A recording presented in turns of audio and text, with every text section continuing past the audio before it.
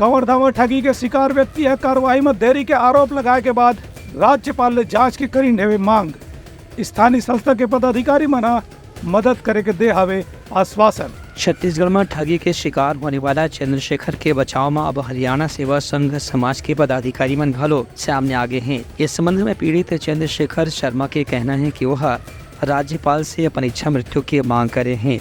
संगे संग IG police और प्रशासन ने भी ज्ञापन के जरिए अपन ठगी के मामला की जानकारी दे चुके हैं। एक बाद भी अभी तक प्रशासन दखल ले उन कोई आश्वासन नहीं मिले है।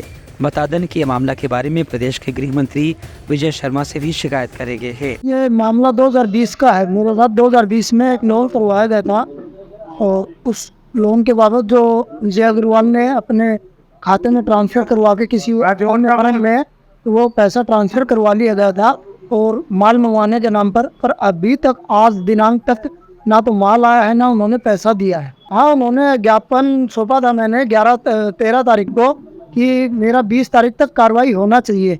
ना शासन प्रशासन कोई भी कार्रवाई नहीं कर रहा है। अगर नहीं हो रही है कार्रवाई तो मैं 20 तारीख को यहीं पे इच्छा मृत्यु और आत्मदाह करना चाहूँ। संतुष्ट तो तब होंगे जब सर कार्रवाई हो जाएगी और जब मेरा पैसा मेरे को वापस मिल जाए।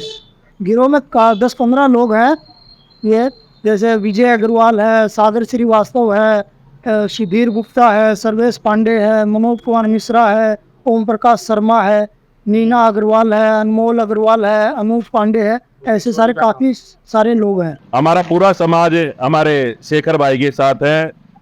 जो इसके साथ अन्याय हुआ है हम हर हाल में इसको न्याय दिला के रहेंगे और हमारा समाज पूरा एकजुट है इसके साथ। इस संबंध में कर्ज मुक्त भारत अभियान के पदाधिकारी रजत सिंह भारती के कहना है कि अब चंद्रशेखर ने मदद करे पर उनकर संस्था खुल के सामने आगे है और में प्रशासन से भी हर तरह से कार्रवाई पर कदम बढ़ाए जाए। Bureau report Uttarakhand news.